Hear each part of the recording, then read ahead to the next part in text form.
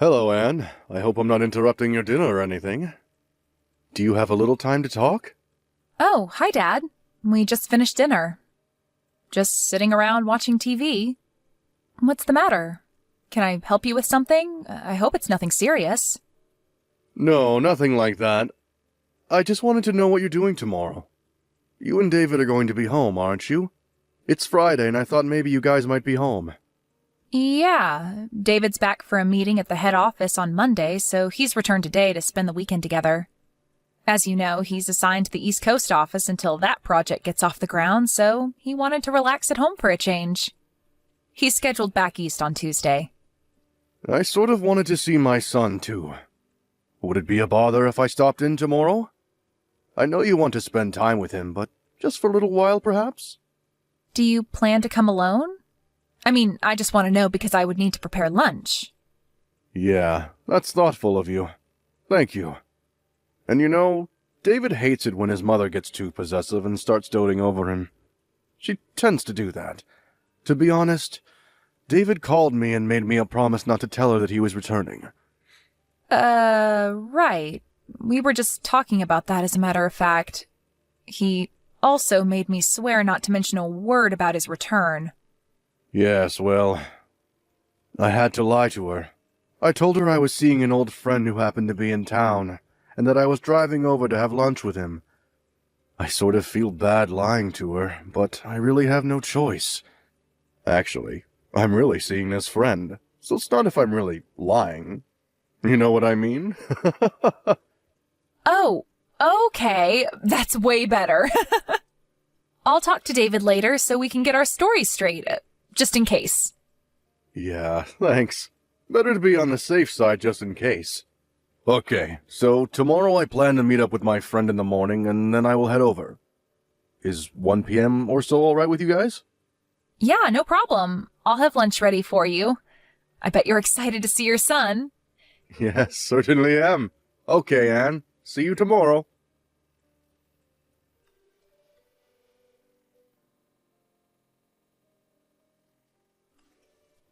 Hello, Anne. Are you there?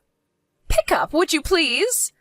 I want you to clean the house tomorrow, and I won't take no for an answer. So what I want you to do is take the day off and drive over here at noon or so. Please start with the living room. It needs a good vacuuming. Excuse me? This is all kind of sudden, isn't it? I said no excuses. You have your car, right? Pick up some floor cleaner on your way here, would you? We're out. After you're done cleaning, I need you to go out and do some grocery shopping. I have to replenish some big item stuff. Case of bottled water and a case of canned soup. I've got a whole list here. And you know I have a bad back, so help me out here, would you? I'm sorry, but I just can't make it tomorrow. I already made an important appointment. I really can't change it. What did I just say? I said I will not take no for an answer. Besides, what's more important than helping out your husband's mother when she's in trouble? You better get your priorities straight, Anne. Well, my priority tomorrow is that I have an important schedule that I cannot change no matter what. I'm afraid you're going to have to take that no for an answer. End of story. But I'm willing to help you out on another day, but as for tomorrow, it's not going to happen. I'm really sorry about that. I'm just asking you to do a little cleaning and shopping for me, for Pete's sake. That's the least you can do for your mother. Mother? Where do you think I live? You're at least an hour and a half drive away. I can't just pop over there and do the cleaning and shopping and pop back home again. It would take the entire day. Am I hearing you right? What's an hour and a half drive anyway? That's nothing. You know what people call women like you. They call people like you foot draggers. A lazy bum is what you are. I just cannot understand why David even married you. How can you act this way towards your mother-in-law? No matter what you say, Mother, I'm not changing my schedule, and that's that. No further discussion required. Goodbye.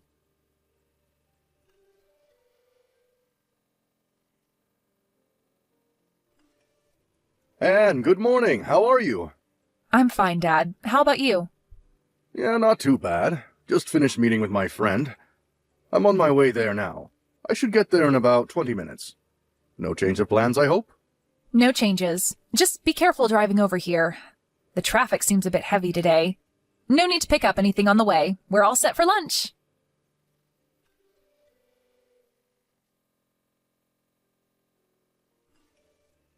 Anne, where the hell are you? I thought you would be cleaning the living room about now. I always knew you were lazy, but I didn't realize you were this much of a good-for-nothing slacker. I waited all morning for you. I never thought you would defy me so blatantly. There are consequences for your insubordinate attitude. You do realize that, I hope. The living room still needs vacuuming, and you still have to pick up all those items at the grocery store. The store's not going to be open all night. I want this done today. This is the job of the daughter-in-law. You must get over here right this minute and get to work. I want you here in 30 minutes. No ifs, ands, or buts about it. You hear me, Anne? There will be consequences if you disobey me. As punishment for defying me and not showing up as I asked, you are going to have to prepare dinner tonight, too. And I'm not talking about slapping a ham and cheese sandwich together. A proper dinner. You got that? Mother, are you finished? You were going on, and I couldn't get a text in edgewise. I thought I told you I wasn't going over there. I have another important appointment that I cannot cancel. I thought you understood. And I thought I told you to give your mother-in-law priority above all others, didn't I? I said my answer was no. And I wanted no further discussion about it. What is so hard to understand about that? You really are one cheeky woman, Anne. And to think that my dear son, my precious David, married you, what was he thinking? You're just a deadbeat wife, you know what, Anne? I want you to divorce my son and disappear from our family forever. That's what I want from you. Mom, I would refrain from such name-calling if I were you. It's not as if we're simply talking face-to-face. All this is recorded and saved. Name-calling, huh? I'm being kind. I have worse things I want to call you, but I'm holding back. Besides, what I'm doing is providing discipline to a disobedient daughter-in-law. That's what I'm doing. I may name-call on occasion, but it's for your own good. Okay, whatever, but I should tell you that your husband is furious. My husband? What are you talking about? He's not even here today. He's off meeting some old friend that's in town.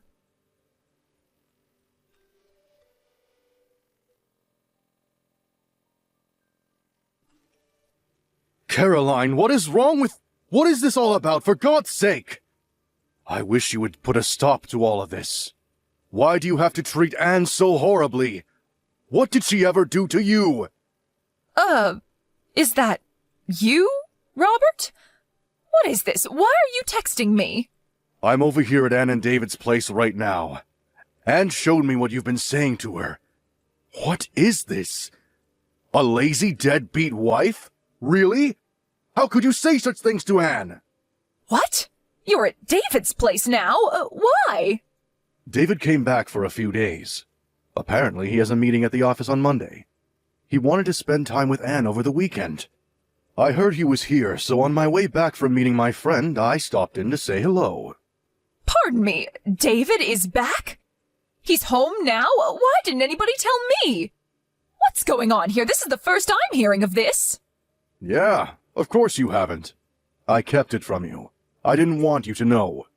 If only you had told me, I would have gone with you today. How could you not tell me, Robert? If I had known, I could have gone over there and provided Anne with the discipline that she needs to become a better housewife. Why didn't you tell me, Robert? You want to know why I didn't tell you, dear? That's because David asked me not to tell you. Huh? David asked you not to tell me? How can that be? Why would he do a thing like that? You really don't get it, do you, Caroline? Don't you see what you're doing? Get what? What are you talking about? What do I not get, Robert? It's the fact that David is keeping his distance from you. He's avoiding having to deal with you. Keeping his distance? Did he say that? That he wants to avoid dealing with me, but why? I don't believe you, Robert. Why would my dear son want to avoid me, his own mother? I brought him up. I adored and doted on him since he was just a baby. I devoted my life to my son. How could such dedication and love not get through to him? How could he not feel the love I feel toward him? That's exactly what he finds intolerable. That fanatical devotion you have towards him. But is it really love? Isn't it just arrogance? A form of narcissism? I really wish you would wake up and smell the coffee. How dare you say that to me, Robert? How about you? What have you done? Tell me, Robert, as a father, what have you done for David that was so great? Did you shower him with love like I have all these years? As David's father, I think I've done what's necessary. I know that I'm always here for him when he needs me, and I would do anything for him if asked. Pardon me, that's all? That you're there for him? I could say the same. Well, let me give you 2 examples of what I mean. The first example is David introduced me to his best friend, an old classmate of his from college. Excuse me, his best friend? What's that have to do with anything? It has everything to do with it, Caroline. His best friend, Daniel. You know Daniel, right? Wait, Daniel? Are you talking about that Daniel? He's that parentless boy, that orphan, that Daniel? I told him not to associate with him. He is not of our caliber. That's the one. You do remember him, don't you? How could he be David's best friend? You must be mistaken. You know that people like that, kids who grow up without parents, don't amount to much. Well, that Daniel that you so abhor, he's currently the CEO of a major corporation. A corporation that generates over $1 billion a year. No, that can't be. Not that orphan. He graduated from a top university all on his own. Finished at the top of his class right after he graduated. He started his own company, and in no time, built it to what it is today. When David first met him, he told me that I knew Daniel would go far, that he'd succeed beyond anyone's wildest dreams. And he was right. Unlike you, David has a good eye for people. He knew Daniel would make a name for himself someday. He had no doubt in his mind. That Daniel? That parentless young man? He runs $1 billion company. He's the CEO of this company? Are you serious? And the second example. This concerns Anne, David's wife and your daughter-in-law. David introduced me to her 2 years before they even got married. He told me that he was in love with her and was seriously thinking about marrying her. He introduced Anne to you 2 years before they got married? That's right. At the time, he told me he was going to introduce you to Annie right before getting married. As I recall, it was like 2 or 3 months before, wasn't it? He was sure you'd kick up a fuss and would totally reject the marriage outright. Is that why he rejected that nice woman that I was going to introduce to him back then? It was because he was already going out with Anne? He was already planning to marry her? Is that what you're saying? That's exactly what I'm saying. And who was this woman you were going to introduce him to anyways? You know her too. It's Sandy. From when he was in high school. You remember her. Wait a second, Caroline. That's Sandy? Are you out of your mind? Why are you so shocked? I worked with her at the mall. She's so nice and very energetic and friendly. She would have been perfect for David. Did you know that their father is a company president? Sandy is much more suited for David than Anne. Wasn't her father just some company clerk or something? I never really asked her. You're forgetting one thing, Caroline. I heard that this Sandy has 3 kids, and she's not even married, for God's sake. On top of that, they aren't even sure who the father is, and you wanted David to marry this girl? Pardon me? Where did you hear that? Not only does she have 3 kids, she's been divorced twice. I heard that her parents are so fed up that they're not even talking anymore. Is that true? You're not making that up, are you? I had no idea Sandy had... Everybody knows everybody around the area. Where have you been? I'm surprised one of your lady friends weren't gossiping about it. Your discriminatory views are apparent, Caroline. You only look at things superficially. How could you say that? Are you saying that I'm prejudiced?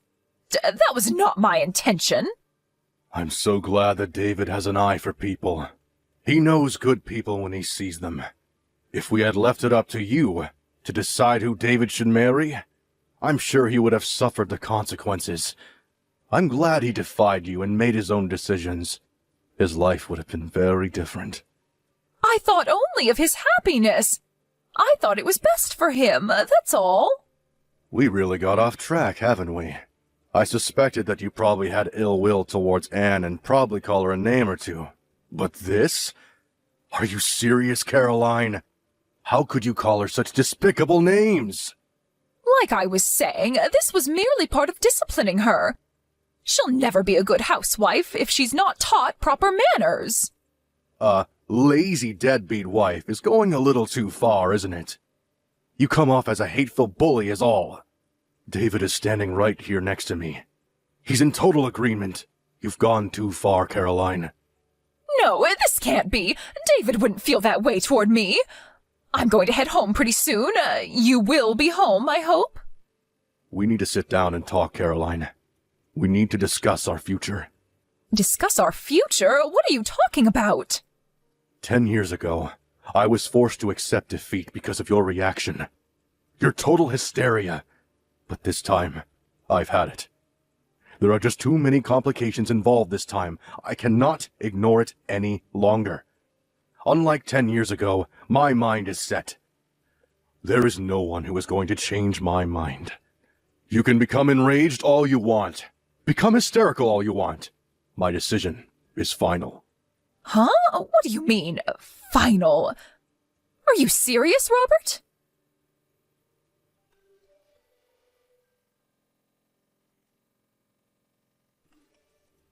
Anne, where are you? Where did you disappear to, for Pete's sake?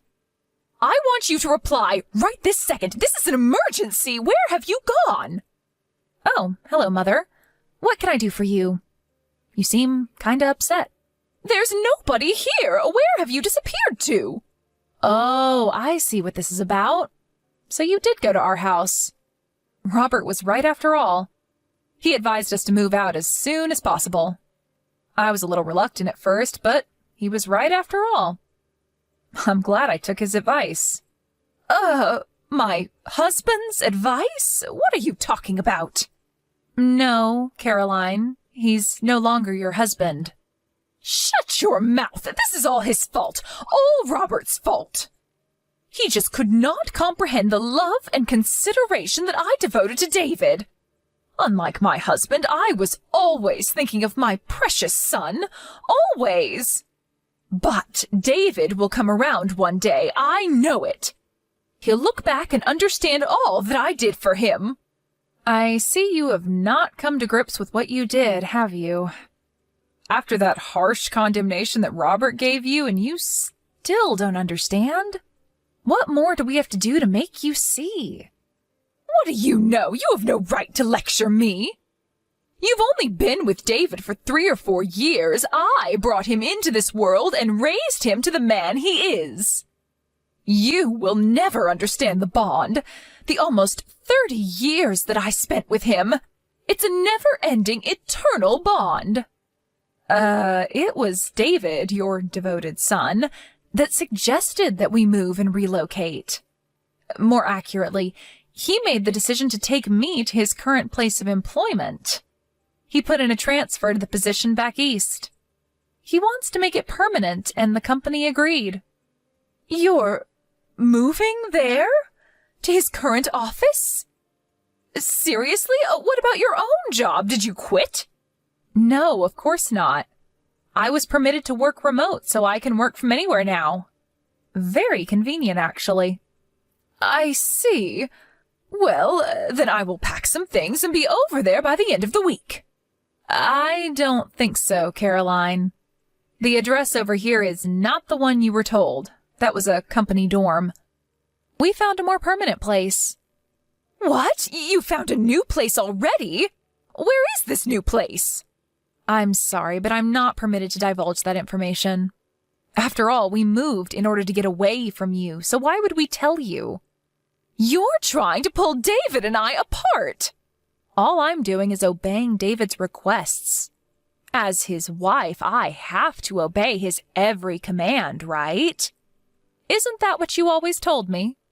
I can't believe that. David would never do that. You're hiding it from me. David will tell me, I'm sure of it. Okay, whatever. Think how you like. I really don't care if you believe me or not, to be honest. But if you continue to disregard David's feelings, if you continue to deny reality, I'm afraid you'll never see your son again. Pardon me? Not see my son? Not see my David ever again? There is nothing further for me to say to you, so maybe we can cut it short. What do you say? Goodbye. Wait, Anne, don't cut me off. What do you mean I won't ever see my son again? Don't you dare cut me off, Anne. You'll regret this, Anne.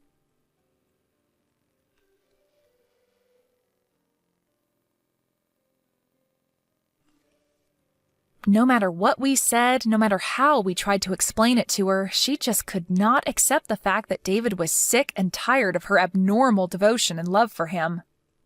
Maybe her love for her son is so strong nothing will convince her otherwise. David tried various ways to make his mother understand his feelings, to no avail. He came to me and his father for advice after countless attempts to reconcile with his mother. She was his mother, after all, and he wanted to settle the matter without breaking up the family. After his parents finally divorced, he sighed with relief, saying to me one night at the dinner table, "It's finally over." He finally seemed at peace with himself. My father-in-law was much the same way, apologizing for making us wait for so long. Maybe if he had had the courage to divorce her 10 years ago, all this might never have transpired. And I would not have endured such anguish. And what happened to Caroline, my former mother-in-law, you ask? I heard this from a friend of mine, and I would take it with a grain of salt. But apparently, she found a young man that looks strikingly like David. I heard she used up all the money she received from her divorce and used it all on this guy. Last I heard, she was deep in debt. She completely disregarded warnings from her friends and neighbors and couldn't stop sinking money into this guy. She's always had a bullheadedness about her. Once she latches onto something, she won't let it go. Maybe that's why she ended up losing everything she cared for. But will I reach out to help her? I'm sorry, but no thanks. I don't think she would even accept my help.